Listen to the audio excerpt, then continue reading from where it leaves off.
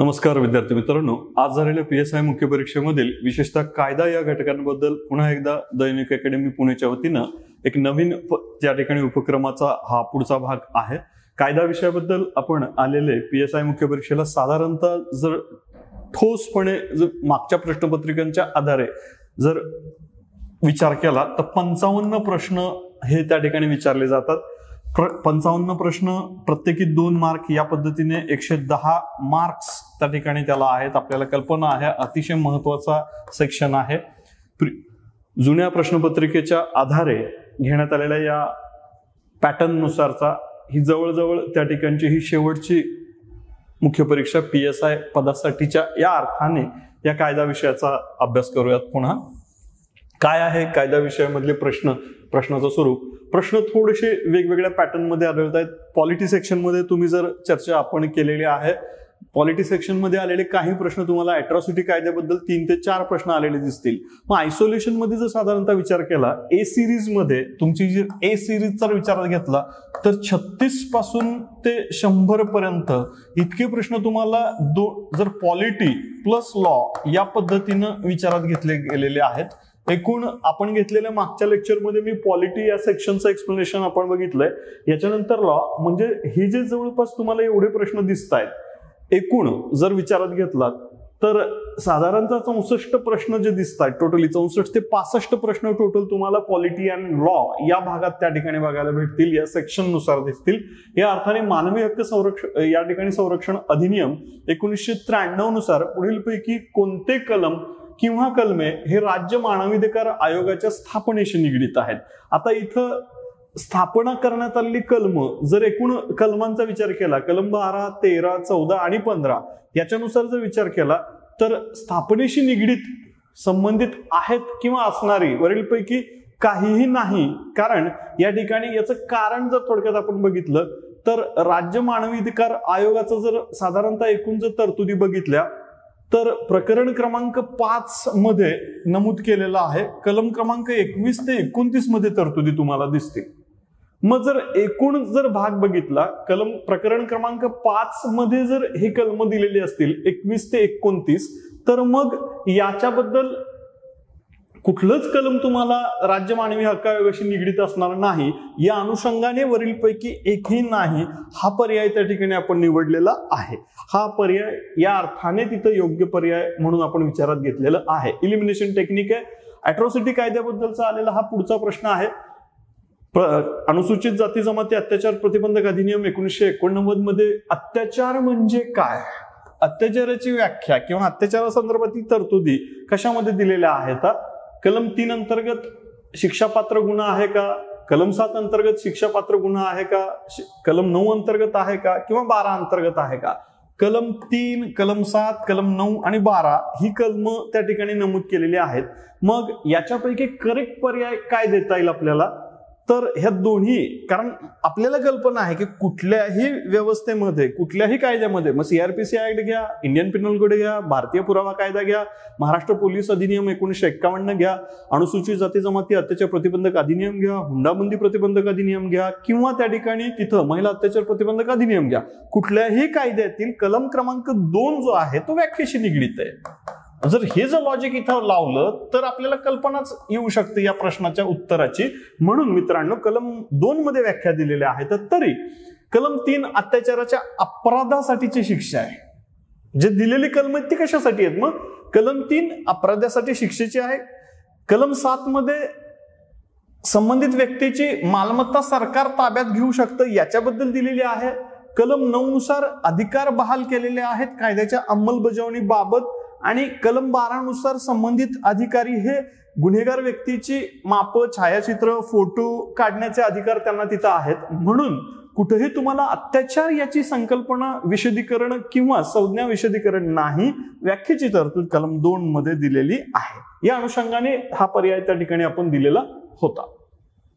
पुढं मानवी हक्क संरक्षण अधिनियम 1993 मधील कलम क्रमांक 36(2) नुसार आयोग किंवा राज्य आयोग मानवी हक्कांच्या उल्लंघनाविषयीच्या तरतुदी दिलेल्या आहेत।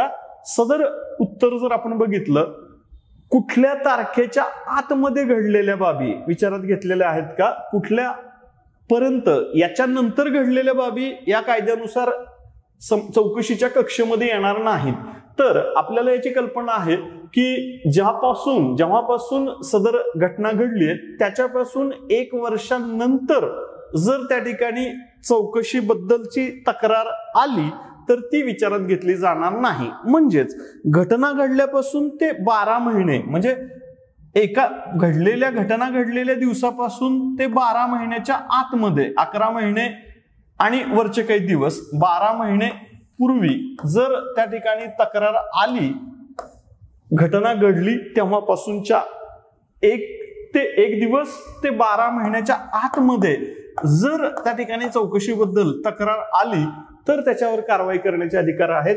1 वर्षानंतर जर ती तक्रार आली घटना घडल्यापासून तर या कायद्याच्या अधिकार क्षेत्राच्या बाहेर जाते असं त्या ठिकाणी म्हटलं जातं. म्हणून पर्याय क्रमांक 2 या अर्थाने उत्तर 2 आहे.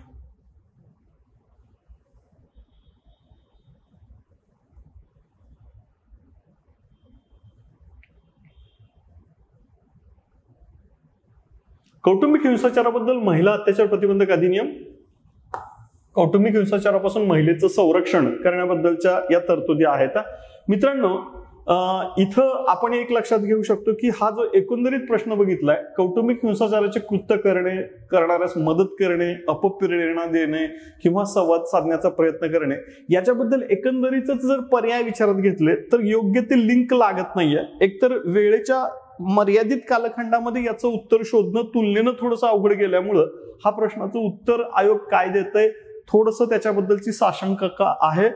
कन्फ्युजन थोडंसं त्या अर्थाने दीर्घकालीन विचार करून याच्यावर उत्तर देणं अपेक्षित आहे. आयोग संदर्भ साहित्यासह काय एक्सप्लेन करतंय याच्याबद्दल आपल्याला देखील उत्सुकता आहे.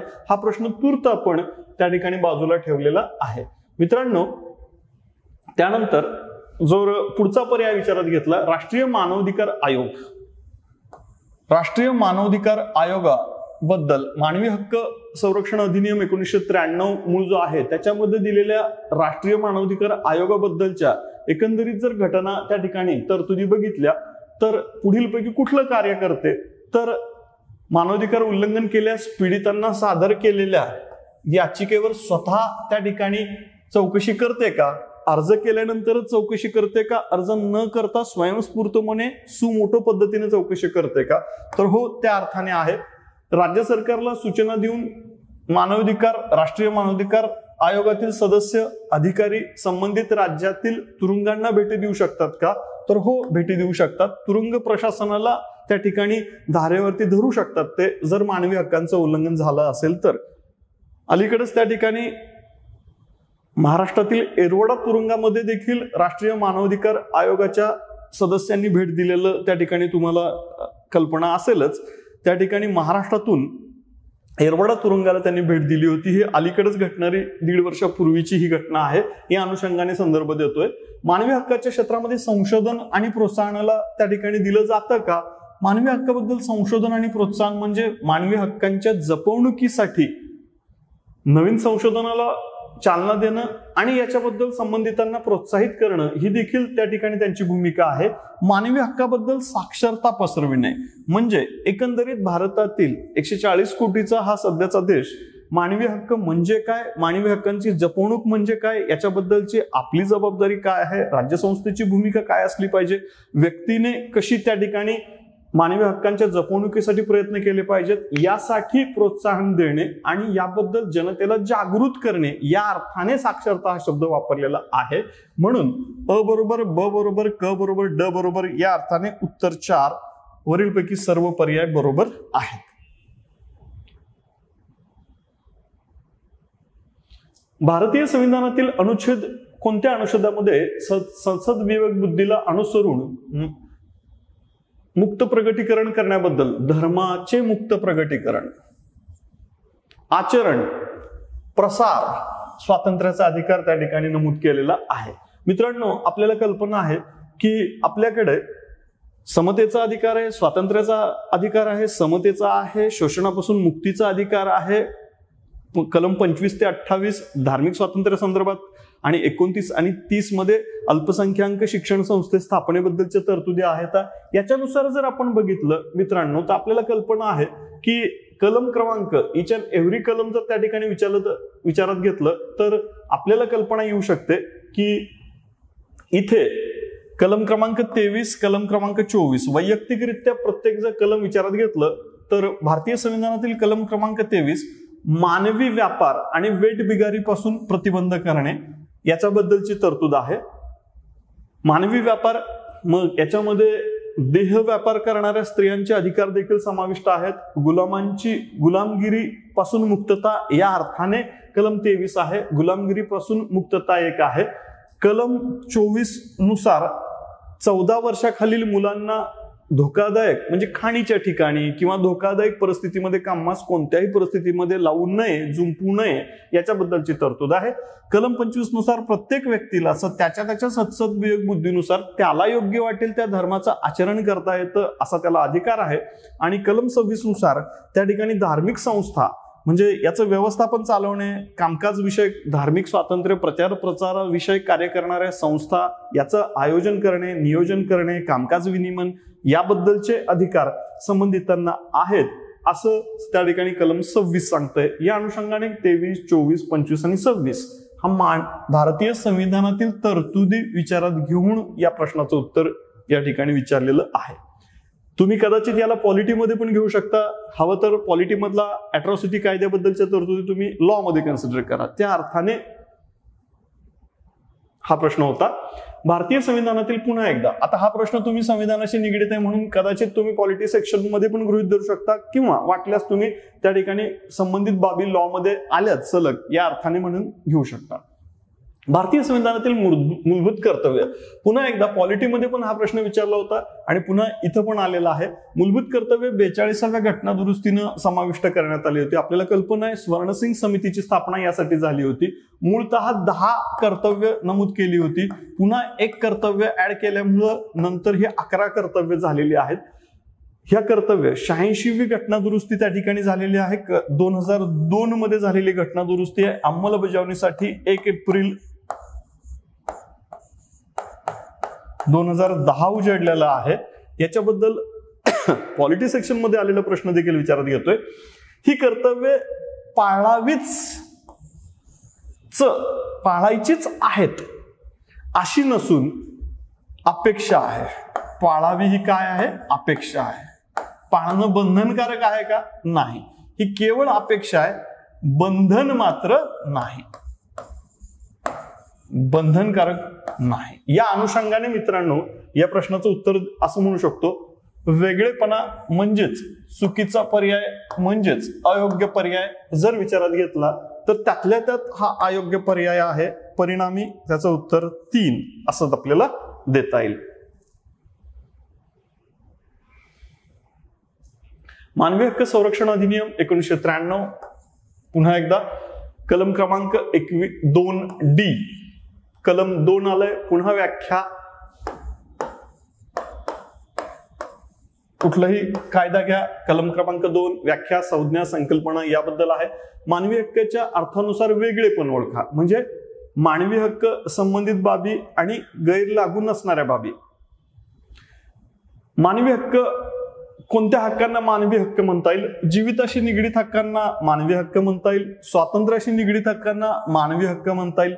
समतेचं हक्क प्रदान करताय का? मानवी हक्क म्हणलं जातंय. न्यायालयाद्वारे अंमलात न आणण्याजोगे अधिकार मानवी हक्कामध्ये येत नाही, कारण मानवी हक्कानुसार व्यक्तीला प्राप्त हक्क अधिकार न्यायालयाच्या माध्यमातून त्याची अंमलबजावणी करता येणं शक्य असतं. असेच अधिकार मानवी हक्कामध्ये समाविष्ट केले जातात. हा शब्द इथं फार महत्वाचा मित्रांनो. याच्यावरनं वेगळेपणा व्यक्त करणार हे पर्याय क्रमांक 4. 14 ऑगस्ट 2008 महत्वाची तारीख आहे. महात्मा गांधी तंटामुक्ती अभियान. महाराष्ट्र स्पेसिफिक प्रश्न आहे तंटामुक्ती अभियानाबद्दलचा. राबविण्यात आलेला महाराष्ट्र शासनाचा हा उपक्रम आहे. याच्यामध्ये काय दिलंय परिच्छेद क्रमांक 3 मध्ये वगैरे आता कदाचित तुम्हाला ते आठवलं नसेल, असू द्या तरी सुद्धा उत्तर देता येईल का तर कुठल्या बाबी संदर्भात? तंटामुक्ती अभियान. तंटा किती प्रकारचा असतो? दिवाणी स्वरूपाचा असतो, कागदपत्राशी निगडीत असतो का? असतो. तंटा आर्थिक असतो का? असतो. वादविवाद, मारामारी, फुटकळ स्वरूपाच्या गुन्हे फौजदारी स्वरूपाचे असू शकतो का? असू शकतो. महसुली स्वरूपाचा वाद सोडवणं हा तंटामुक्ती अभियानाचा उद्देश नाही. आर्थिक देवाणघेवाण झालेली आहे, थोडं त्या ठिकाणी विषय आहे, तो सोडवता येऊ शकतो तंट्याचा. दिवाणी स्वरूपाचे कागदोपत्री, दस्तऐवज याच्याबद्दलचे जर असेल वाद सोडवता येऊ शकतो. जुजबी स्वरूपाचा, फौजदारी स्वरूपाचा असेल तोही सोडवता येईल. महसुली बद्दलचं मात्र वाद सोडवण्यासाठी याच्याबद्दल कुठलीही तरतूद नाही, कारण महसुली संदर्भातील वाद महाराष्ट्र राज्य महसूल अधिनियम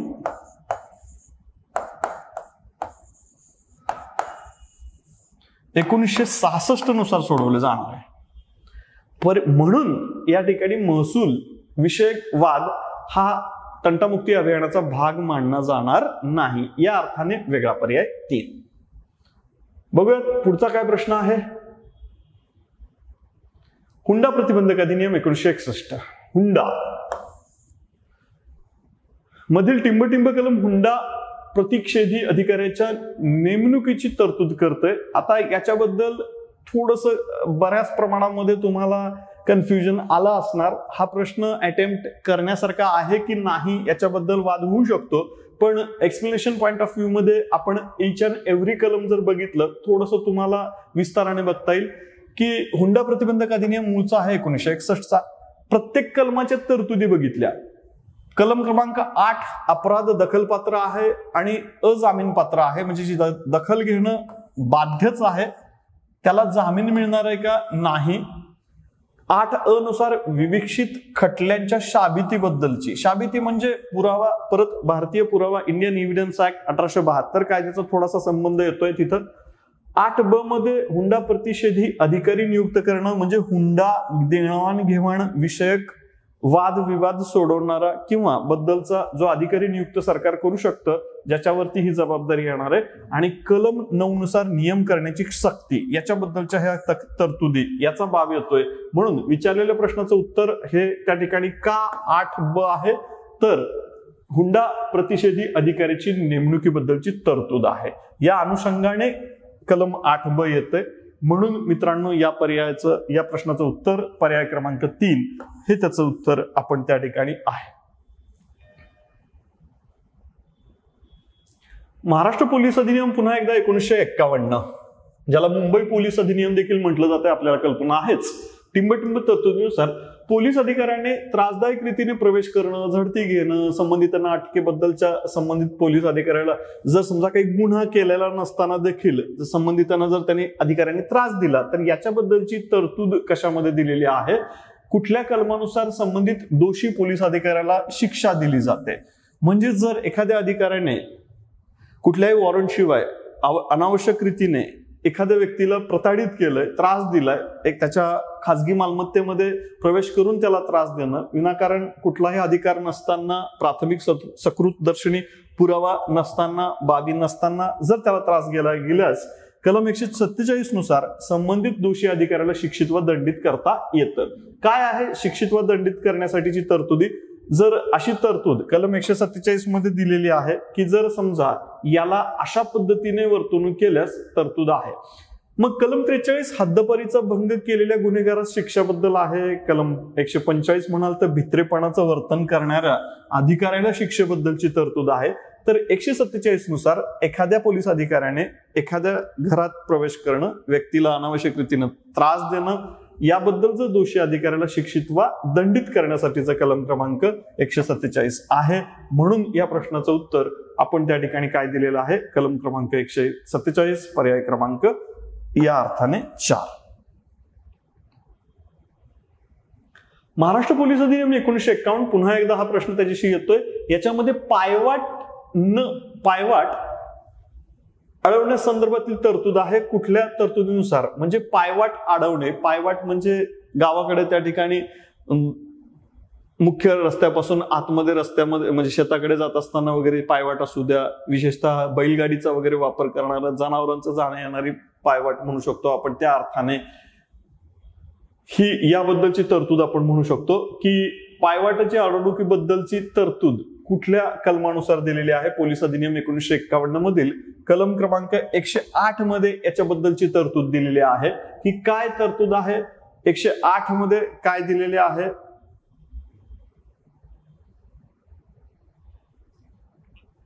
महाराष्ट्र पोलीस अधिनियम 1951 102, 103, 104 आणि 105 याच्याबद्दलच्या तरतुदी आपण विचारात घेतलेल्या आहेत.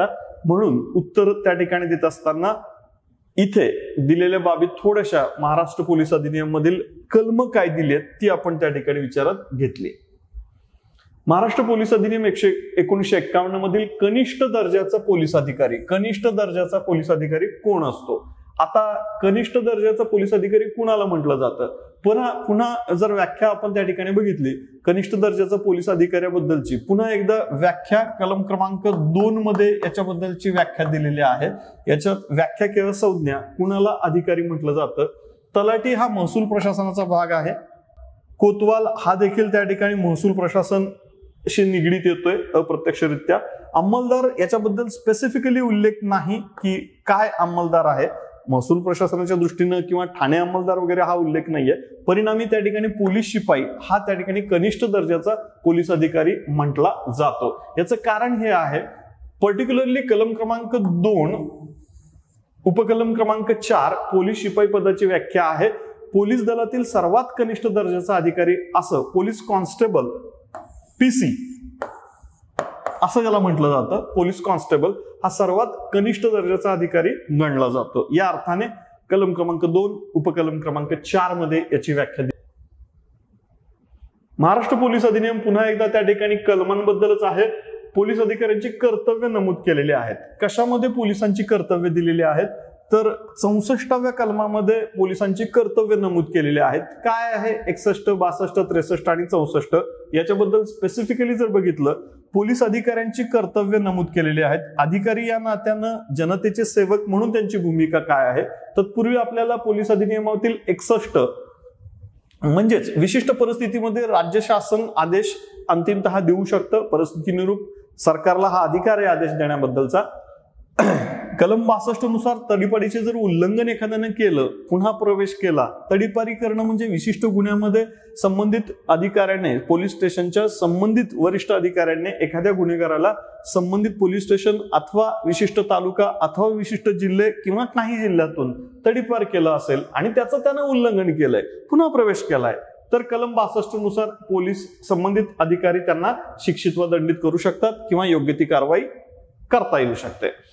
कलम 63 नुसार एखाद्या व्यक्तीला तडीपारी जरी केलेली असली तरी सुद्धा तात्पुरत्या कालावधीसाठी पुनर्प्रवेश करता येतो का? उदाहरणार्थ अ व्यक्तीला त्या ठिकाणी तडीपारी केलेला आहे एका जिल्ह्यातून, अ व्यक्तीचे जवळच्या नातलगाचा मृत्यू झालेला आहे, तर अशा वेळेस त्या व्यक्तीला, अ व्यक्तीला त्यांच्या नातेवाईकाच्या अंतिम संस्कारासाठी, अंतिम दर्शनासाठी तडीपारी केलेल्या व्यक्तीस, अ व्यक्तीस देखील तात्पुरत्या स्वरूपात त्या ठिकाणी पुनर्प्रवेश देता येतो. हा पोलीस स्टेशनच्या, संबंधित पोलीस स्टेशनच्या अधिकाराचा कक्षेचा भाग येतोय. वरिष्ठ अधिकारी याबद्दलचा निर्णय घेऊ शकतात योग्य त्या आदेशाला अनुसरून. याबद्दलची ही तरतूद आहे. पुढे महाराष्ट्र पोलीस अधिनियम पुन्हा एकदा त्याच्याशी निगडीत आहे. व्यक्तीच्या संरक्षणासाठीची सुरक्षिततेसोबत पर्टिक्युलरली मालमत्तेची सुरक्षितता आणि सार्वजनिक सुरक्षिततेसाठी या दोन गोष्टी आहेत. सार्वजनिक सुरक्षितता आणि मालमत्तेची सुरक्षितता याच्याबद्दल आहे. गाव पातळीवरती कोणती स्वयंसेवी गट स्थापन केला जातो. आता याच्यामध्ये ग्रामसंरक्षक तट किंवा या ठिकाणी नाही, तुकडी असा त्याचा उल्लेख नाही. इथं पथक असा उल्लेख येतोय, कारण वरीलपैकी एकही नाही असं नाही येणार. ग्रामसंरक्षक पथक, ज्याला इंग्रजीमध्ये पर्टिक्युलरली शब्द वापरलेला आहे विलेज डिफेन्स पार्टी. मूळ जर मॅन्युअल तुम्ही बघितलं, महाराष्ट्र पोलीस अधिनियम 1951च्या मूळ स्टडी मॅन्युअल मध्ये विलेज डिफेन्स पार्टी, त्याला VDP असं देखील इन शॉर्ट म्हटलं जातं. In English it is called as a village defence party. आणि मग मराठीमध्ये आपण त्याला ग्रामसंरक्षक पथक असं त्या ठिकाणी म्हटलेलं आहे. या अर्थाने ग्रामसंरक्षक पथक म्हणून हा पर्याय त्या ठिकाणी ग्रामसंरक्षक पथक असं घेतलेलं आहे. याला अनुसरून परत पुन्हा एकदा पोलीस अधिनियमाशी निगडीत असणारी बाब येते. पुन्हा एकदा इथं काय दिलेलं आहे हा प्रश्न बघूयात आपण. इथे पर्याय जर बघितले आपण तर पुन्हा एकदा ही तरतूद कशी दिली आहे बघा. महाराष्ट्र पोलीस अधिनियम 1951 पुन्हा 51 मधील सार्वजनिक जागेत अथवा त्या ठिकाणी करमणुकीची ध्वनिक्षेपकाचा वापर, अलीकडेच त्या ठिकाणी हा मुद्दा येतोय. पुण्यामध्ये गणपती विसर्जनाच्या प्रक्रियेमध्ये लेझर किरणांचा वापर असेल किंवा ढोल ताशा पथकांचा वाढलेला डेसिबल पेक्षा मोठा आवाज असेल, प्रतिबंधित क्षेत्रामध्ये मोठ्या प्रमाणावरती डेसिबल्स हायर त्या ठिकाणी डेसिबलचा वापर करण्यात असेल, याच्याशी निगडीत हा मुद्दा आहे. त्याच्यावर नियंत्रण ठेवण्याबाबतच्या तरतुदी कशामध्ये दिलेल्या आहेत, याच्याशी निगडीत हे त्या ठिकाणी प्रश्न आहे. आणि म्हणून याबद्दल त्या ठिकाणी कुणाला अधिकार असतात तर ध्वनिक्षेपकाबद्दलचा अधिकार दिलेला आहे. हा अधिकार कुणाला चाललाय म्हणून त्या ठिकाणी हा कलम क्रमांक 36चा अधिकार आपल्याला दिसून येतोय. कलम 34, 35, 36 आणि 37 यापैकी DySP come oblique DySP deputy superintendent of police और असिस्टंट कमिशनर ऑफ पोलीस शहरी भागामध्ये इथं महानगरपालिका क्षेत्रामध्ये यांना हा अधिकार आहे की याच्यावरती नियंत्रण ठेवण्याबाबतचा आदेश ते त्या ठिकाणी देऊ शकतील. कलम 34 सक्षम अधिकारी वाहतूक नियमन विषयक अधिकार आहे. अडथळे उभे करणं, विशिष्ट भागामधून त्या ठिकाणी एकेरी वाहतूक करणं, दुहेरी वाहतूक थांबवणं, वाहतूक पर्याय नवीन देऊन एक पर्याय बंद करणं, या अर्थाने कलम 34. कलम 35 एखाद्या व्यक्तीने जर राखीव जागे म्हणजे स्मशानभूमी वगैरे या ठिकाणी प्रेताची विल्हेवाट न करता जर सार्वजनिक ठिकाणी जर केली असेल तर त्याला दंडित व शिक्षित करता येतं. ती प्रक्रिया थांबवण्याचे अधिकार कलम 35 मध्ये देतात. कलम 37 नुसार आयुक्त व दंडाधिकारी यांची अधिकारिता नियमन विषयक म्हणजे याच्याबद्दलच्या तरतुदी आयुक्त आणि जिल्हा दंडाधिकाऱ्यांच्या अधिकारांबद्दल तरतुदी आहेत. आणि कलम 36 मध्ये आपल्या विचारलेल्या प्रश्नानुसार डेप्युटी सुप्रिटेंडेंट ऑफ पोलीस और असिस्टंट कमिशनर ऑफ पोलीस यांना ध्वनिक्षेपक नियमन विषयकचे अधिकार असतात. म्हणजेच लेझर किरणांचा वापर हा अलीकडे आलेला प्रश्न किंवा हाय डेसिबलचा यूज करण्यात आलेले मोठे मोठे त्या ठिकाणचे बँजो पार्टीज वगैरे वगैरे, ढोल ताशा पथक, इतर गोष्टी याच्याशी निगडीत आहेत. हा कलम 36 नुसारचा हा अधिकार पर्टिक्युलरली डीवायएसपी आणि किंवा एसीपी लेवलच्या अधिकाऱ्याला याच्याबद्दल अधिकार आहेत. परत एकदा महाराष्ट्र पोलीस अधिनियम बद्दल त्या ठिकाणी तरतूद आहे. रहदारीच्या नियमनाविषयकची तरतूद आहे. रहदार विषयक जबाबदारी, सार्वजनिक ठिकाणी रहदारीचं नियमन करण्याबद्दलचा अधिकार, आदेश देण्याचे अधिकार कोणाला आहेत. आता विषय तुम्हाला काय विचारलेला आहे, सार्वजनिक ठिकाणी रहदारीच्या नियमनाबद्दलची तरतूद दिलेली आहे. मग याच्यापैकी कुणाला अधिकार आहेत हे, तर जिल्हा दंडाधिकाऱ्यांना याबद्दल अधिकार नाही. पोलीस अधिकारी कुठला दर्जा हे व्यक्त केलेलं नाही. जिल्हा न्यायाधीश याच्यामध्ये थेटपणे इन्व्हॉल्व्ह होऊच शकत नाही आणि या अर्थाने त्याचा आयुक्त हा त्याचा योग्य पर्याय आहे. आयुक्तांना याबद्दल कारवाई करण्याचा अधिकार आहे वाहतूक नियमन विषयक तरतुदीनुसार. याच्यासाठी काय तरतूद आहे, एक कलम क्रमांक 33 मध्ये आयुक्तास रहदारी विषयक नियमनाबद्दल आदेश देण्याचा अधिकार आहे. आता आपण जसं बघितलं की तिथं म्हणू शकतो आपण की विशिष्ट भागामध्ये रहदारीला जर नियमन करण्यासाठी काम चालू असेल, एका भागातली वाहतूक नियमन करण्यासाठी एकेरी वाहतूक करायची आहे, दुहेरी वाहतूक थांबवायची आहे किंवा कम्प्लिटली त्या भागातली त्या रस्त्यावरची वाहतूक पूर्णतः थांबवायची आहे, याच्याबद्दलचा आयुक्तांच्या आदेशाद्वारे हा निर्णय घेता येतो. ही तरतूद आहे या महाराष्ट्र पोलीस अधिनियम 1951 मधील कलम क्रमांक 33 मध्ये याच्याबद्दलची तरतूद आहे. पुन्हा एकदा त्या ठिकाणी विचारण्यात आलेला प्रश्न हा आहे, वेगळेपण ओळखा म्हणजे काय. मुळामध्ये कलम 2 पुन्हा एकदा व्याख्या, सक्षम अधिकारी किंवा त्या ठिकाणी तरतूद करण्यात आहे. पोलीस प्रशासकीय पातळीवरती नियमन विषयक अधिकार गाजवणारा किंवा सक्षम अधिकारी सत्रामध्ये पोलीस आयुक्त हा सक्षम अधिकारी सदरामध्ये मोडतोय का, हो. जिल्हा पोलीस अधीक्षक म्हणजे इथं सीपी कमिशनर ऑफ पोलीस असतील, इथं district police superintendent of police SP महसूल आयुक्त. आता इथं तुमचं कन्फ्युजन होऊ शकतं की अरे पोलीस शिपाई की महसूल आयुक्त. विशिष्ट परिस्थितीमध्ये विभागीय पातळीवरनं याबद्दलचं नियमन करण्याचे अधिकार महसूल आयुक्तांना येतात. कलम क्रमांक 2 पर्टिक्युलरली जर बघितलं तर विभागीय पातळीवरनं महसूल आयुक्तांना देखील आदेश निर्गमित करण्याचे अधिकार आहेत. जिल्हा पातळीवर ग्रामीण भागातून जिल्हा पोलीस अधीक्षकांकडे हा अधिकार जातोय, तर शहरी भागामध्ये पोलीस आयुक्तांना हा अधिकार जातोय. म्हणून या अर्थाने सक्षम अधिकारी म्हणून पोलीस शिपाई गणला जात नाही. कनिष्ठ दर्जाचा हा कर्मचारी किंवा अधिकारी आपण म्हणू शकतो. या अर्थाने 1, 2 आणि 4 बरोबर आहे. 3 थोडंसं वेगळं आहे, चुकीचं म्हणा किंवा वेगळेपणा असणारा पर्याय आपण म्हणू शकतो. याचं थोडंसं एक्सप्लेनेशन कलम क्रमांक 2 व्याख्या, उपकलम क्रमांक 3 सक्षम अधिकाऱ्यांबद्दलची तरतूद. पोलीस शिपाई हा सर्वात पोलीस दलातील कनिष्ठ दर्जाचा अधिकारी गणला जात असल्यामुळे सक्षम अधिकारी तो म्हटला जात नाही. या व्याख्येमध्ये त्याचा समावेश होत नाही. या अर्थाने मित्रांनो तो मुद्दा आहे. भारतीय दंड संहिता, पुन्हा इंडियन पिनल कोड त्याच्याशी निगडीत आहे. 1860 हा तरतुदीचा भाग आहे. कुठल्या कलमानुसार, आता इथं कलम आहेत मित्रांनो. इथं पुन्हा एकदा ज्यांची कलमांची व्यवस्थित वाचन झालेलं आहे, रिव्हिजन चांगली झालेली आहे, तरी सुद्धा हा सेक्शन थोडासा टफ आहे हा प्रश्न. कारण एक्झॅक्टली कलम शोधून काढणं ते थोडंसं टफच जाणार आहे.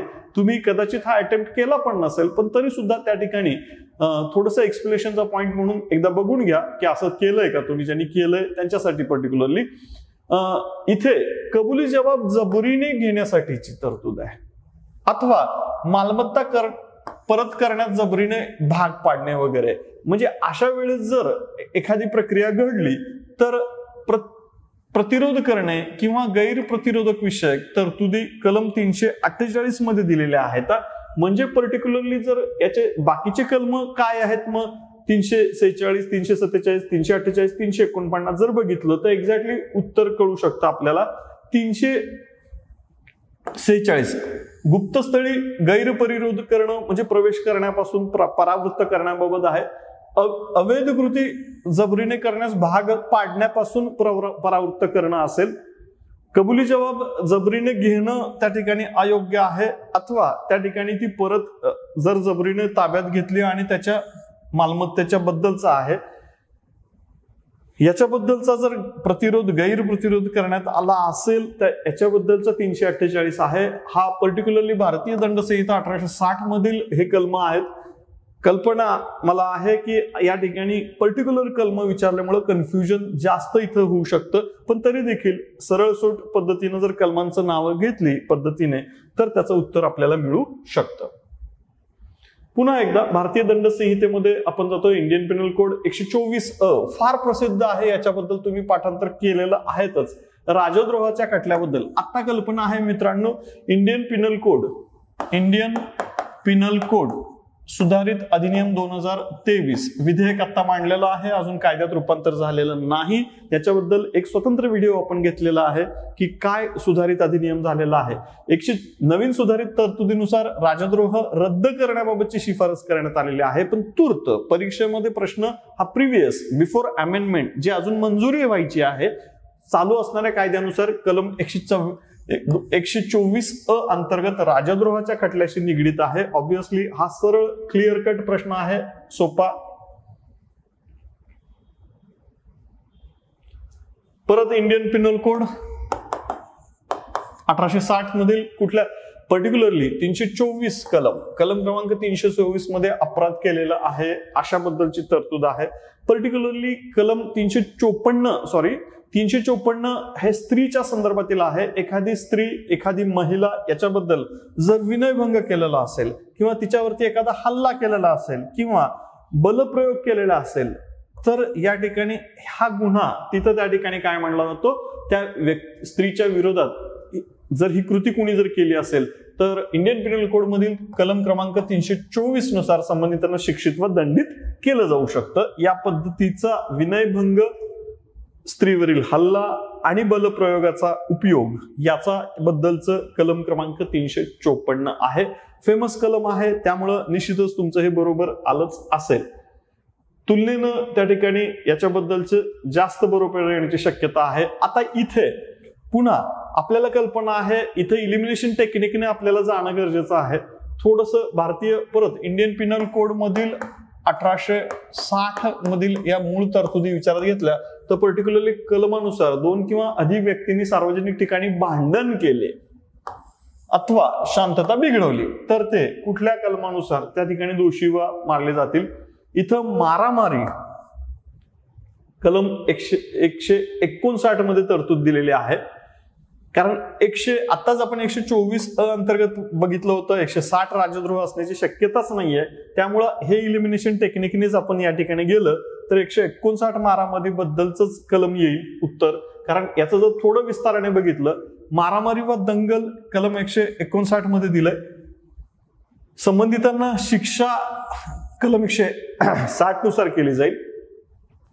कलम 170 मध्ये लोकसेवक आहे असं दाखवलं जातं. उदाहरणार्थ एखादा आमदार, खासदार, अधिकारी आहे असं तोतयागिरी करणं, बनवेगिरी करणं, फसवणूक करणं या अर्थाने, आणि निवेदनावर स्वाक्षरी करण्यास लोकसेवकाने संबंधितांना जर स्वाक्षरी करण्यास दिली अथवा दस्तऐवजावर प्रमाणपत्रित करण्यास सांगितलं आणि त्याने जर नाही केलं तर त्याला शिक्षा करण्याची तरतूद कलम क्रमांक 180 मध्ये दिली आहे. म्हणून या ठिकाणी उत्तर कलम 159 मारामारी व दंगलीबद्दल आहे. आता हे थोडस तुम्हाला कन्फ्युजिंग करणारं आहे, पण याच्यामध्ये मित्रांनो घाबरण्यासारखं काही नाहीये. कारण मुळामध्ये या ठिकाणी काही महत्वाची फेमस जर थोडीशी गोष्टी जर बघितल्या, कलम 300 खून हे फेमस आहे. आता एक जरी माहित असेल तुम्हाला, एक फक्त एवढं जरी कलम 300 नुसार खून एवढं जरी कल्पना असेल तर बघा एक क असं कुठंच दिलेलं नाहीये, एक्सेप्ट तुम्हाला हे चौथा पर्याय दिलेला आहे. बरं, हे समजतंय का बघा? नाही तर त्या ठिकाणी याच्यापेक्षा वेगळं कुठला अर्थ तुम्ही लावू शकता का? त्या अर्थाने हे बघता येतंय का बघा? तर कलम क्रमांक 319 मध्ये, कलम क्रमांक 319 मध्ये दुखापतीबद्दलची तरतूद आहे, हे पण घेता येईल आपल्याला. किंवा 2 मध्ये तुम्हाला काय तरतूद आहे हे अमेंडमेंट केलेली आहे, हुंडाबळी बद्दलची हे अमेंडमेंट केलेली आहे. महिला अत्याचार हुंडा प्रतिबंधक अधिनियम नुसार त्या ठिकाणी 304 ब हे हुंडाबळीमुळे केलेली तरतूद आहे. विवाहितेचा करण्यात आलेला खून अथवा विवाहितेला आत्महत्येस प्रवृत्त करणं हे देखील हुंडाबळी सदराखाली मानले जाते. या अनुषंगाने या ठिकाणी हा पर्याय द्यायचा आहे. कलम 300 आणि खून हा एक जरी पर्याय तुम्हाला 100% बरोबर येणार आहे, कारण एवढ्यानुसार तुम्ही उत्तर देऊ शकता. 304 ब हुंडाबळी हे जरी तुम्हाला लक्षात आलं तरी सुद्धा त्या ठिकाणी 2 ड पुन्हा तुम्हाला हे उत्तर येणार आहे. हे दोन्ही पर्याय मॅच करणारा एकच ऑप्शन आपल्याकडे आहे, म्हणजे तो म्हणजे उत्तर 4. या अर्थाने सरळ, स्ट्रेट फॉरवर्ड, अवघड वाटणारा पण इलिमिनेशन टेक्निकने बरोबर येऊ शकेल असा हा पर्याय प्रश्नाचं उत्तर. आता हे पुन्हा एकदा तुम्हाला कन्फ्युजिंग दिसणारं इंडियन पिनल कोड मधील तरतुदी आहेत. इथं काहीपैकी काही एक तरी पर्याय तुम्हाला जवळचा वाटतोय का? त्या अर्थाने जर बघितलं तर याचा पर्याय निवडायला गेलं तर आपल्याला जास्तीत जास्त जवळ जाणारा पर्याय जर बघितला तर हा पर्याय 2 नंबरचा पर्याय आहे. याच्यामध्ये कुठला जास्तीत जास्त जवळ जाणारा कन्फ्यूज तर निश्चित करणारा आहे, पण तरी सुद्धा इथं जर बघितलं ड 78 न्यायालयाचा न्याय निर्णयाला आदेशानुसरून केलेली कृती असं आपण म्हणू शकतो. 2 आपण जर बघितलं तर अपहानी करण्याचा संभव असलेला गुन्हागार किंवा उद्देशाशिवाय अन्य अपहानी होऊ नये याबद्दल केलेली कृती. या अर्थाने 2 क या ठिकाणी यायला पाहिजे. नंतर 3 मृत्यू घडून आणण्याचा उद्देश नसताना व्यक्तीच्या हितासाठी केलेली कृती ही त्या ठिकाणी सुद्धा सद्भावपूर्ण केलेली कृती असते. अधिकाऱ्याच्या एखाद्या कृतीमुळे ही घटना असं घडू शकतं का? तर हो. 88 त्या ठिकाणी कलम क्रमांक 88 IPC कलम क्रमांक 88 मध्ये जर बघितलं तर असं दिसतंय, तर थोडस या ठिकाणी हे ब मध्ये जाऊ शकतं आणि हे अ मध्ये येऊ शकतं. म्हणून जवळ जाणारा त्यातल्या त्यात पर्याय हा पर्याय क्रमांक 2 आहे असं आपण म्हणू शकतो. जास्तीत जास्त जवळ जाणारा 78 आपल्याला कल्पना आहे, न्यायालयाच्या निर्णयाला किंवा आदेशाला अनुसरून केलेली कृती. एक ड जर आलं तर या अर्थाने हा पर्याय बरोबर येतोय, म्हणून जास्तीत जास्त जवळ जाणारा हा पर्याय आहे. पण तरी सुद्धा आयोग याच्यामध्ये काय अजून वेगळं उत्तर देऊ शकतं का, तर हा एक थोडासा शंकेचा भाग आहे. पण तरी देखील आपण जास्तीत जास्त जवळ जाणारा उत्तर देण्याचा प्रयत्न केलाय. परत इंडियन पिनल कोड मधील तरतुदी आहेत यानुसार 7 वर्षापेक्षा अधिक पण 12 वर्षापेक्षा खाली, 12 वर्षापेक्षा कमी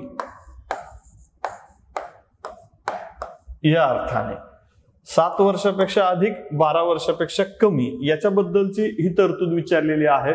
आणि म्हणून मित्रांनो, जर याच्याबद्दल बालक केलेली कृती, आता इंडियन पिनल कोड नुसार एखादा मुलगा आहे किंवा मुलगी आहे, बालक किंवा बालिका आहे, 7 वर्षापेक्षा जास्त पण 12 वर्षापेक्षा त्याचं वय कमी असेल तर ही कृती अपराध होत नाही. या अर्थाने सर्वसाधारण अपवाद या प्रकरणामध्ये याच्याबद्दलच्या तरतुदी दिलेल्या आहेत. सर्वसाधारण अपवाद म्हणजे काय, कुठल्या परिस्थितीमध्ये व्यक्तीने केलेला गुन्हा हा सर्वसाधारणतः गुन्हा गणला या सदराखाली गणला जात नाही, काउंट केला जात नाही. याच्याबद्दल या ठिकाणी केलेली तरतूद कलम क्रमांक 83 पर्याय क्रमांक 4 हा जास्तीत जास्त जवळ जाणारा पर्याय आहे. पुन्हा या ठिकाणी थोडस इंडियन पिनल कोड मधील जोड्या लावा याच्याबद्दलचं एक पर्याय त्या ठिकाणी येतोय. काय आहे याच्याबद्दलची तरतुदी, तर बेकायदेशीर जमाव, दंगल याच्याबद्दल एक मुद्दा आपण आत्ताच बघितला होता की मारामारी किंवा दंगल. आता प्रिव्हियस एकाच प्रश्नामध्ये आपण 159 मारामारी व दंगल हा पर्याय बघितला होता. 159 दंगल, 159 जर बघितलं तर दंगल जर म्हणाल तर याच्यामध्ये हा एक पर्याय इथं येतोय, 4 क हा पर्याय येतोय. 4 क मध्ये तुम्हाला कन्फ्युजन या ठिकाणी 2 ठिकाणी होत असेल आणि तेव्हा तुम्ही या ठिकाणी म्हणू शकता 4 क एकतर तुम्हाला 1 आणि 3 मध्ये चाललाय, पण 141 मध्ये बेकायदेशीर जमाव नमूद केलेला आहे. ह्या 2 पर्यायाच्या आधारे याचं उत्तर देऊ शकतो आपण. कलम 141 बेकायदेशीर जमाव, कलम 159 दंगल, किंवा या अर्थाने हा पर्याय त्या ठिकाणी जास्तीत जास्त जवळ जाणारा आहे. पर्याय क्रमांक 1 हा त्याचा करेक्ट उत्तर आहे असं आपण म्हणू शकतो.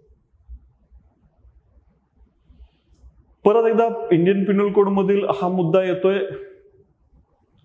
कुठल्या तरतुदीनुसार एखाद्या व्यक्तीला, म्हणजे जी व्यक्ती आहे इंडियन पिनल कोड मधील गुन्हे करणाऱ्या प्रक्रियेचा भाग असणाऱ्या व्यक्तीने एखाद्या व्यक्तीला आश्रय देणे, त्याला दारुगोळा देणे, त्याला वाहतुकीला मदत करणे किंवा सहाय्यक गुन्हेगार या सदराखाली व्यक्ती गणली जाऊ शकते का, तर एखाद्या व्यक्तीला कलम इंडियन पिनल कोड मधील 52A अंतर्गत 52A अंतर्गत या ठिकाणी सदर सहाय्य करणारी सहाय्यकारक व्यक्ती शिक्षित व दंडित समजली केली जाऊ शकते. या अर्थाने ह्या कलमाचा मुद्दा येतोय.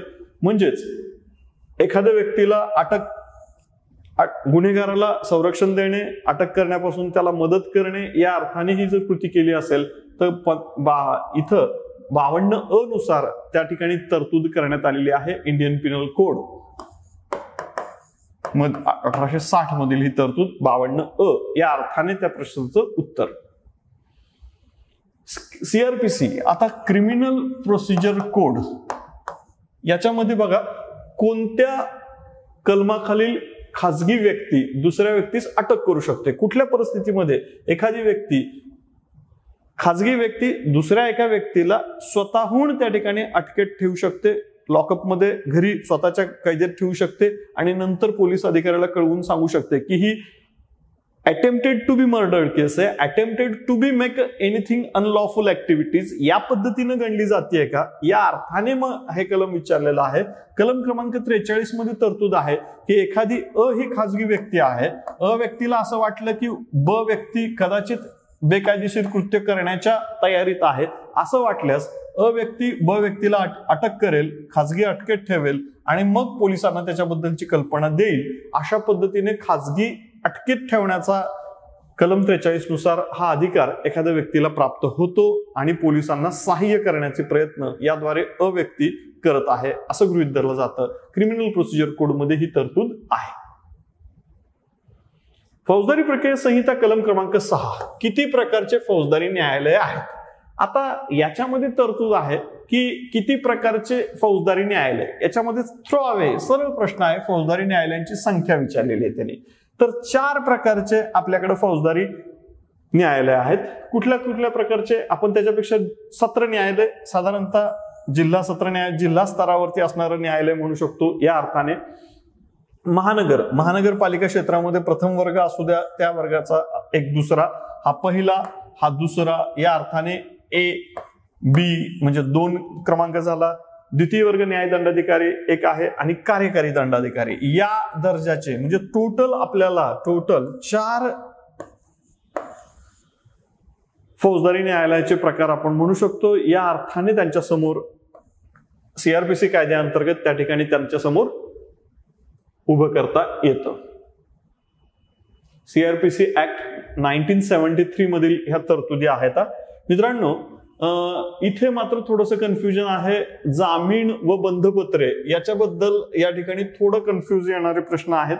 याच्यामध्ये दिलेल्या तरतुदी या अतिशय जवळ जाणाऱ्या आहेत तरतुदी. त्याच्यामुळं हा प्रश्न अनअटेम्प्टेड फॉर्मॅटमध्ये ठेवणं जास्त सोयीस्कर ठरेल.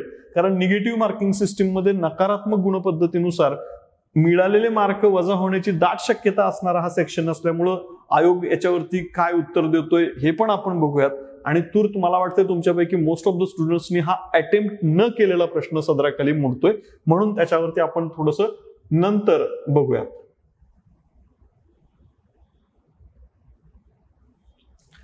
फौजदारी प्रक्रिया CRPC परत क्रिमिनल प्रोसिजर कोड मध्ये न्यायालयाला दोषारोप फेरबदल करण्याचा अधिकार दिलेला आहे का? कुठल्या कलमानुसार न्यायालयास दोषारोपामध्ये म्हणजे एखाद्या व्यक्तीवर ठेवण्यात आलेल्या गुन्ह्यांच्या स्वरूपामध्ये बदल करण्याचा अधिकार आहे का न्यायालयाला? परिस्थितीनुरूप निर्णय घेण्याचा न्यायालयाचा हा अधिकार आहे.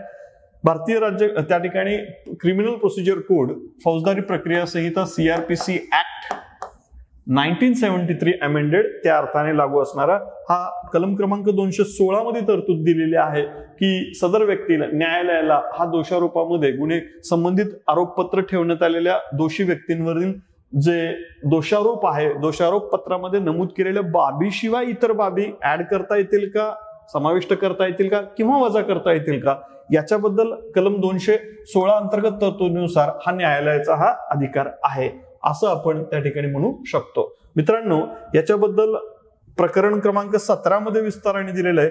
कलम क्रमांक 211 ते 224 याच्यामध्ये एक दिलेल्या तरतुदी आहेत दोषारोपाबद्दल. कलम क्रमांक 17चं नावच आहे की दोषारोप विषयक.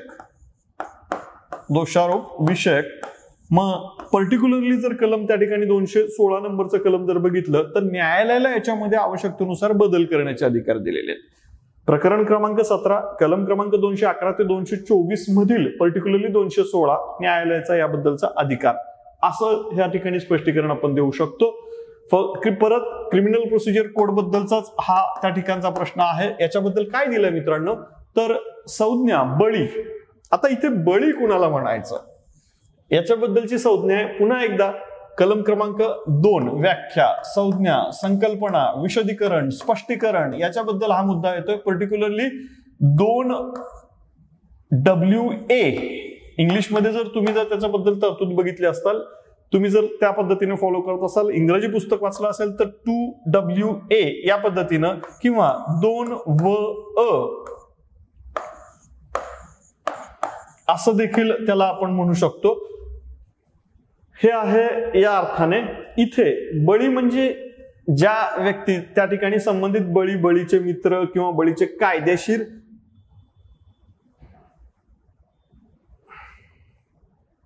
याच्यामध्ये भाग येतोय का, तर हा मुद्दा यामध्ये आईवडिलांचा समावेश होतोय पण वारसाचा समावेश होत नाही. वारसाचा समावेश होत नाही. बळी म्हणजे बळी पडलेली व्यक्ती, याच्यामध्ये बळी म्हणजे संबंधित व्यक्तीचे आई वडील, पालक याच्यामध्ये येतील का, तर हो, पालक याच्यामध्ये येतील. कायदेशीर वारस याच्यामध्ये येणार नाही, म्हणून संबंधिताचं उत्तर 4 हे उत्तर असेल तिथं. बळी पडलेली स्वतः व्यक्ती, आई वडील आहेत त्याच्यामध्ये, बळीचे मित्र त्याच्यामध्ये येतील, ज्याचा त्या ठिकाणी बळीचे कायदेशीर वारस मध्ये याच्यामध्ये येत नाही, म्हणून वेगळेपण असणारं उत्तर आपण म्हणू शकतो पर्याय क्रमांक 4 या अर्थाने. पुन्हा एकदा थोडंसं कन्फ्युजिंग आहे, इथं कुठलाच अर्थ त्या ठिकाणी जोडता येत नाहीये.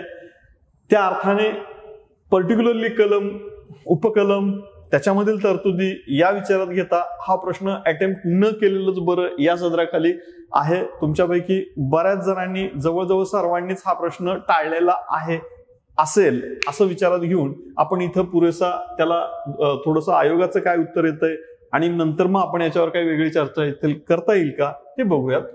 तूर्त तरी याला आपण स्किप करूयात.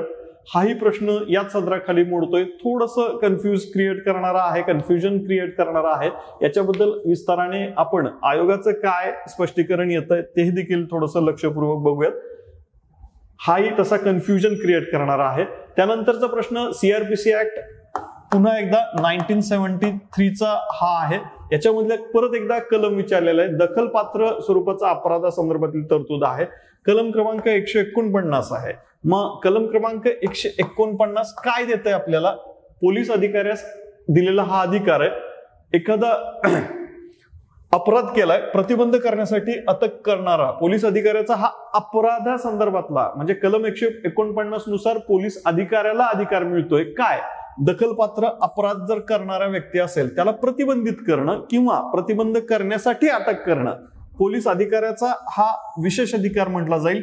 कलम 149 नुसार सीआरपीसी ऍक्ट 1973 मधील तरतुदीनुसार एखाद्या अधिकाऱ्याला असं लक्षात आलं की एखादी व्यक्ती ही अटक त्या ठिकाणी दखलपात्र स्वरूपाचा अपराध करणार आहे, करण्याच्या बेतात आहे, दहशतवादी कृत्य असू द्या किंवा सीआरपीसी कायद्यामधील तरतुदीनुसार तो गुन्हा दखलपात्र स्वरूपात वर्ग होतोय, अशा वेळेस त्याला गुन्हा करण्यापूर्वी अटक करण्याचे पोलीस अधिकाऱ्याचे हा भाग झाला, हा अधिकार झाला. कलम क्रमांक 149.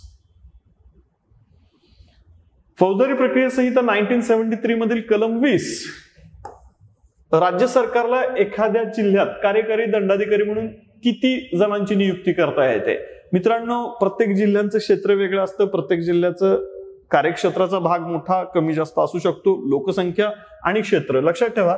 क्षेत्रफळ किंवा कार्यक्षेत्र आणि लोकसंख्या या 2 गोष्टी विचारात घेऊन राज्य सरकार याच्याबद्दल निर्णय घेत असतं. असं रिजिड असं स्ट्रक्चर नाही आहे, एवढीच संख्या फिक्स असावी असं कुठेही कायद्यात लिहिलेलं नाहीये. म्हणून 5 पेक्षा कमी, 7 पेक्षा कमी, 10 पेक्षा कमी वगैरे नाही. राज्य शासनास योग्य वाटेल एवढ्या व्यक्तींची त्या ठिकाणी नियुक्ती करता येऊ शकते. या पद्धतीने आवश्यकतेनुसार कार्यकारी दंडाधिकारी म्हणून साधारणतः आपण बघितलं की कार्यकारी दंडाधिकारी कोण असतात? नायब तहसीलदारापासून ते जिल्हाधिकाऱ्यांपर्यंत. पण त्यातली कितीही संख्या असू द्या, कदाचित एखाद्या जिल्ह्यात 10 असली, पण मूळ जिल्हा दंडाधिकारी हे असतील त्या ठिकाणी. जिल्हा दंडाधिकाऱ्यांच्या सल्ल्यानुसार सरकार ठरवणार आहे की या जिल्ह्यामध्ये इतर किती कार्यकारी दंडाधिकारी असतील. म्हणजे मूळ अधिकार जिल्हा दंडाधिकाऱ्यांकडे चाललाय, त्यांच्या सल्ल्यानुसार राज्य सरकार ठरवणार आहे की कार्यकारी दंडाधिकारी एकूण किती असतील. फॉर एक्झाम्पल, ही संख्या राज्य शासन ठरवल त्या पद्धतीनं असेल. स्ट्रेट अवे तुलनेनं सोपा प्रश्न आहे. इथे पुन्हा एकदा त्या ठिकाणी तरतूद दिलेली आहे भारतीय दंड संहितेमधील. विविक्षित प्रकरणामध्ये सहाय्यासाठी अन्योन्य व्यवस्था, संपत्तीच्या जप्तीसाठी किंवा त्या ठिकाणी कार्यपद्धती दिलेली आहे. एखाद्या केसमध्ये उदाहरणार्थ एखादा गुन्हेगार आहे, गुन्हेगाराची संपत्ती जप्त करायची आहे, त्याच्यावर कारवाईचा भाग म्हणून त्याची संपत्ती जप्त करणं. उत्तर प्रदेशामध्ये बुलडोजर बाबा म्हणून प्रसिद्ध असणारी जी प्रक्रिया, बुलडोजर लँग्वेज वापरली जाते, त्याच्याशी थोडंसं निगडीत असणारं हे प्रकरण आहे. प्रकरण क्रमांक 7 मध्ये याच्याबद्दलच्या तरतुदी आहेत. 7 मध्ये मालमत्ता ताबा घेणं, ओळख, त्याची कार्यपद्धती, म्हणजे संबंधित गुन्हेगार कोण आहे, गुन्हेगाराची ओळख पटली आहे का, ही मालमत्ता गुन्हेगाराची आहे का हे खात्री पटली आहे का, मग संबंधित मालमत्तावर ताबा मिळवला जातो आणि मग ती कुठल्या पद्धतीने ताबा मिळवायचा आहे, या पद्धतीच्या तरतुदी या प्रकरण क्रमांक 7 मध्ये दिलेल्या आहेत. याच्याशी आपल्याला कल्पना आहे की प्रकरण 8 प्रकरणांचं डायरेक्टली नाव आहे. शांतता राखण्यासाठी, चांगल्या वागणुकीसाठी जामीन मिळवण्याची पद्धत प्रकरण क्रमांक 8 मध्ये दिली आहे. या तुलनेनं कंपॅरिझन मध्ये 7A येते, 7B 7C बद्दल कुठलीही तरतूद नाहीये, म्हणून तुलनेनं बघा 7B 7C अशी कुठलीही तरतूदच नाहीये इथे. प्रकरण 8 जामिनाबद्दल आहे आणि प्रकरण 7 कार्यपद्धतीबद्दल आहे, विविक्षित मालमत्ता ताब्यात घेण्याबद्दल आहे. पुन्हा आता नवीन भारतीय पुरावा कायदा इंडियन एव्हिडन्स ऍक्ट 1872 याच्याशी निगडीत हा कायदा आहे. विधाने बरोबर नाहीत किंवा अयोग्य विधाने आपल्याला शोधायची आहेत. दस्तऐवज म्हणजे काय? लिखित स्वरूपाचा दस्तऐवज मांडला जातो का? तर हो. मुद्रित स्वरूपाचा? अवश्य. किंवा छायाचित्र मांडली जातात का? हो.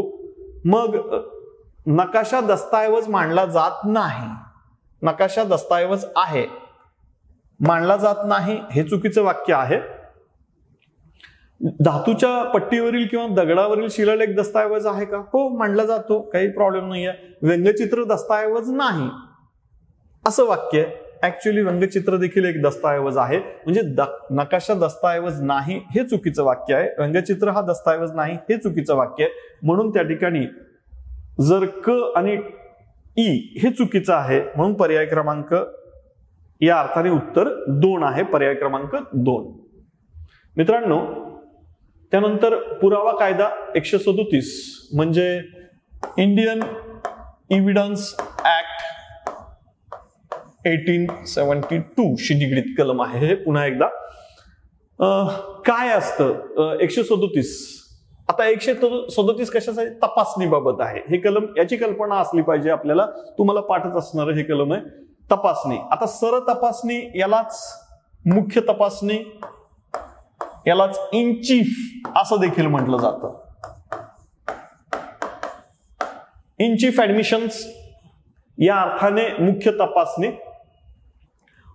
सर तपासणी, उलट तपासणी, पुनर्तपासणी हा तपासणीचा भाग असतो का? कलम 137 नुसार सर तपासणी देखील, उलट तपासणी देखील होते आणि पुनर्तपासणी देखील होऊ शकते.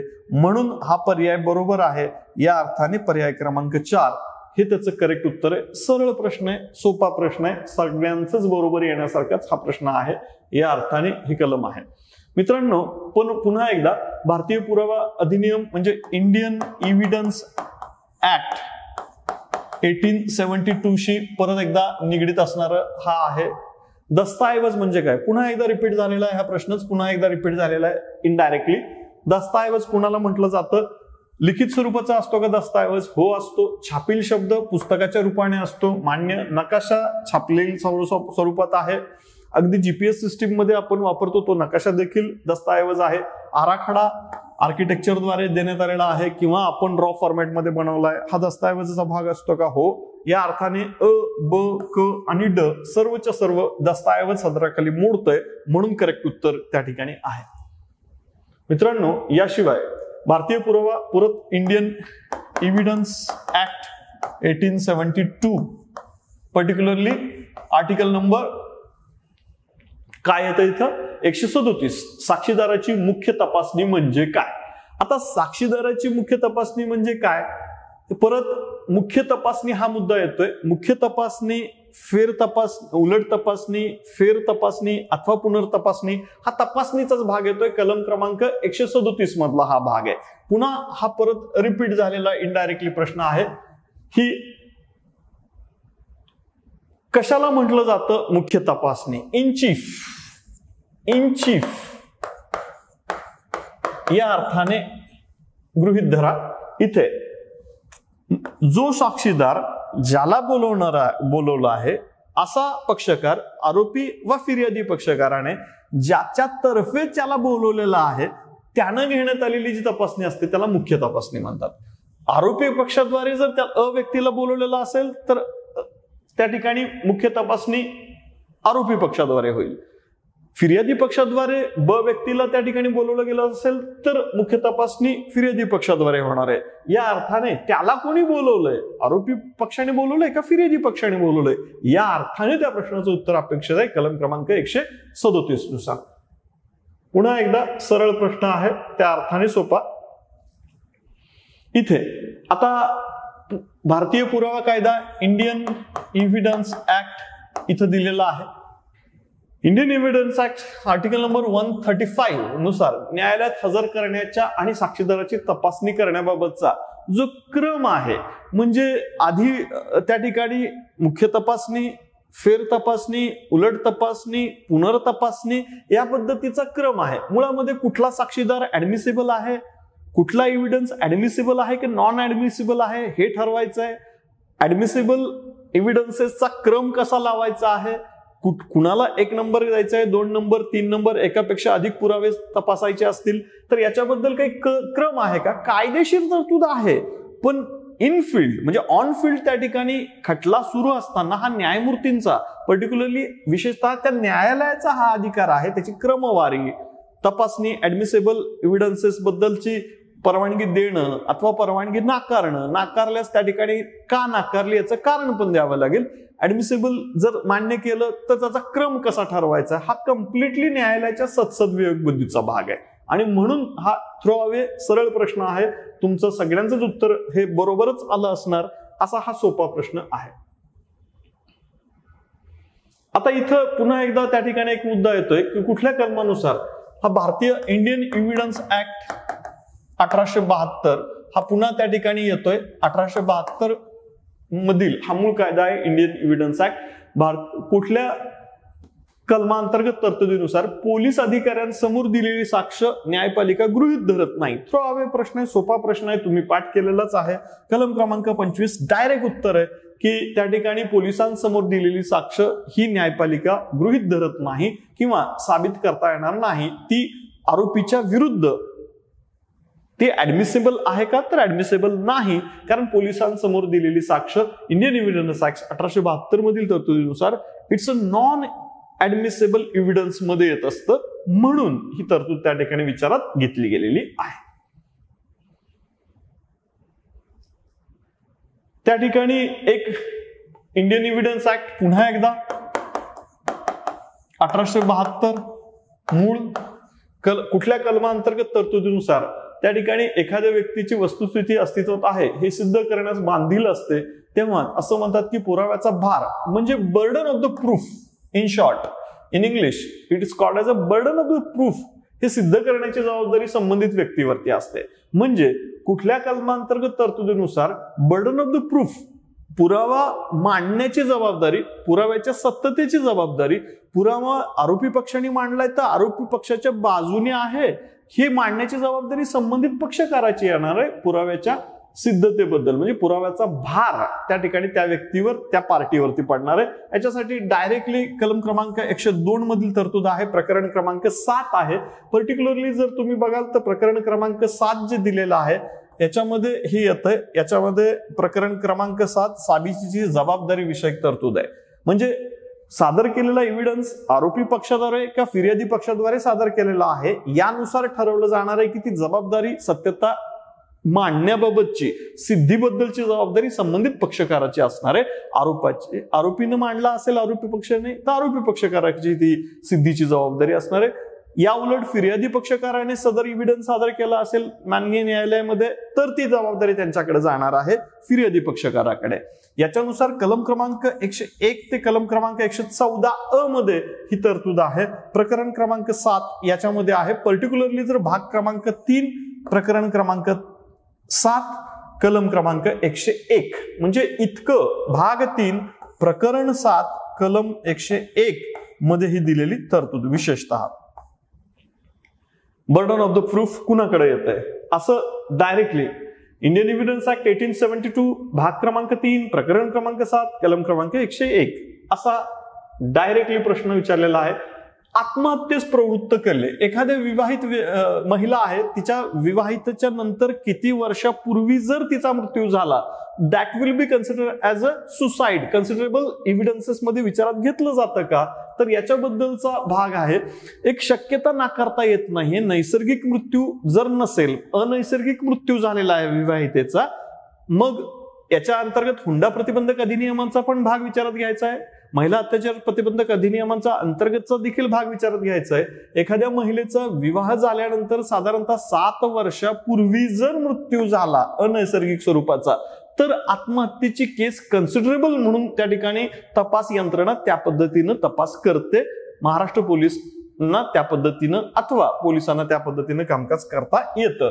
हा म्हणून याचा 7 वर्षाचाच भाग विचारात घेतला जातो. 7 वर्षाच्या आतील जर विवाह असेल तर तो त्या ठिकाणी विचारात घेतला जाऊ शकतो की हुंडा प्रतिबंधक अधिनियमांच्या अंतर्गत ही आत्महत्या असू शकते का, जर संबंधित मृत्यू हा अनैसर्गिक असेल तर.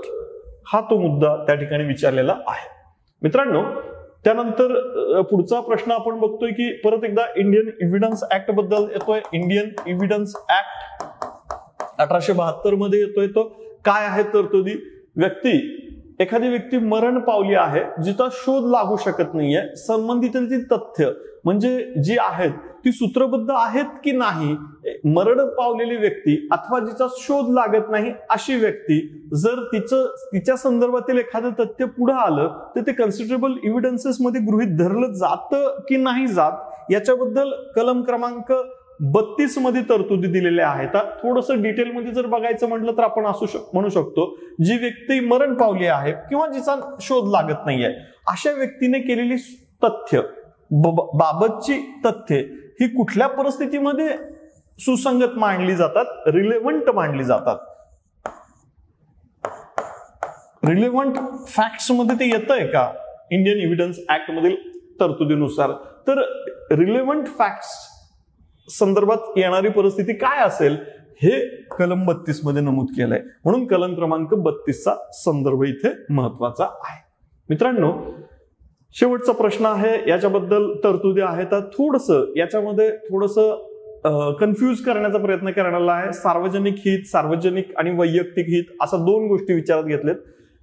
एक सार्वजनिक मध्ये कन्फ्युजन करण्याचा प्रयत्न केलेला आहे. हित आणि हित याच्यामध्ये कन्फ्युजन आहे.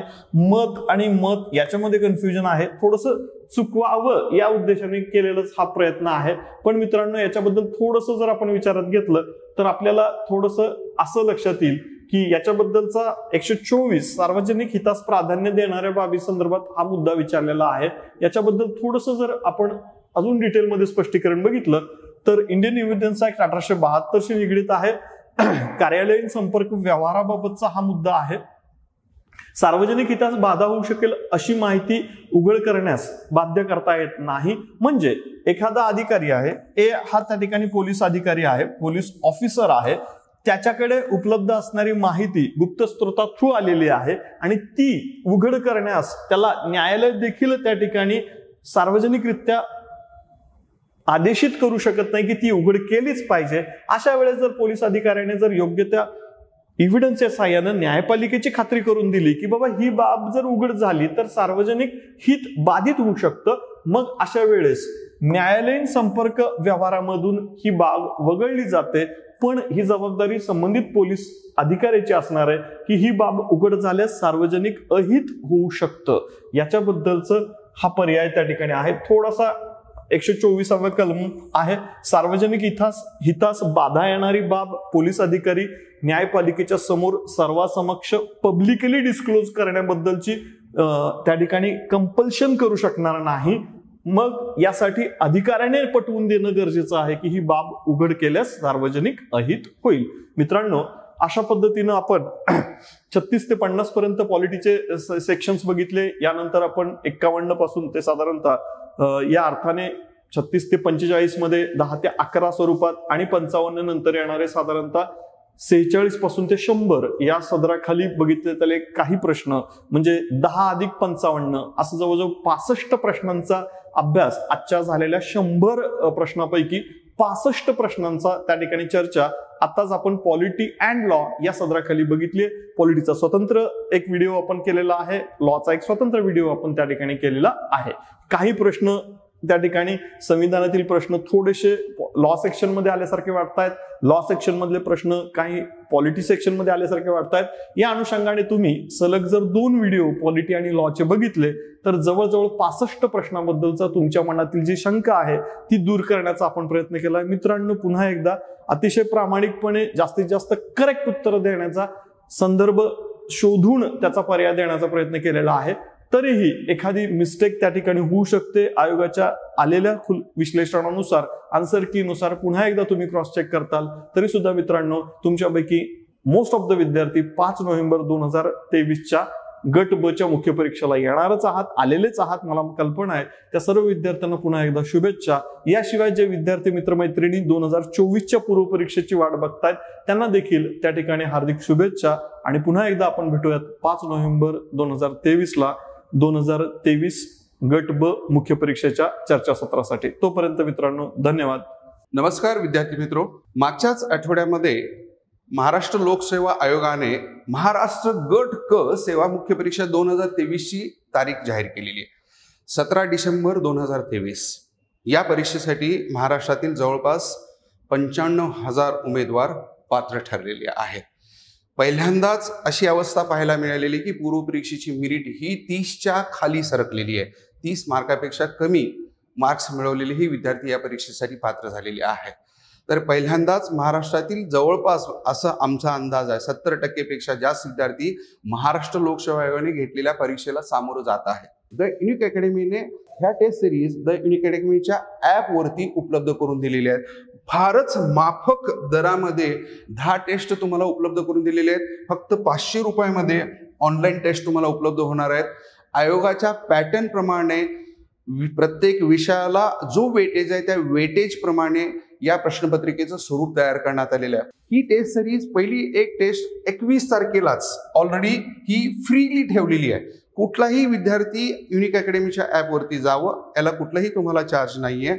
पहिली टेस्ट सिरीज तुम्ही वेळ लावून सोडवावी जेणेकरून तुम्हाला लक्षात येऊ शकतं. अजून आपल्याला भरपूर वेळ आहे मित्रांनो. आज तारीख आहे 21, तर इथून 17 डिसेंबरला परीक्षा आहे, तर आपल्याला भरपूर वेळ आहे. जवळजवळ अजून 2 महिन्याचा कालावधी आपल्याकडे आहे. तर आपल्याला सुधारणा करता येऊ शकतात. तुम्ही टेस्ट दिल्यानंतर तात्काळ तुम्हाला तिथं रिझल्ट मिळणार आहे. तुम्ही कुठं कमकुवत आहात हे पण तुम्हाला लक्षात येणार आहे. या दृष्टिकोनातून जिथं तुम्हाला अडचणी असतील एखाद्या वेळेस एखाद्या विषयाच्या संदर्भात, तिथं प्राध्यापकांनाही कम्युनिकेशन करता येऊ शकणार आहे. यासाठी लवकरच मित्रांनो आपण या द युनिक अकॅडमीच्या ॲपवरती जावं आणि ही टेस्ट सिरीज सोडवावी. थँक्यू.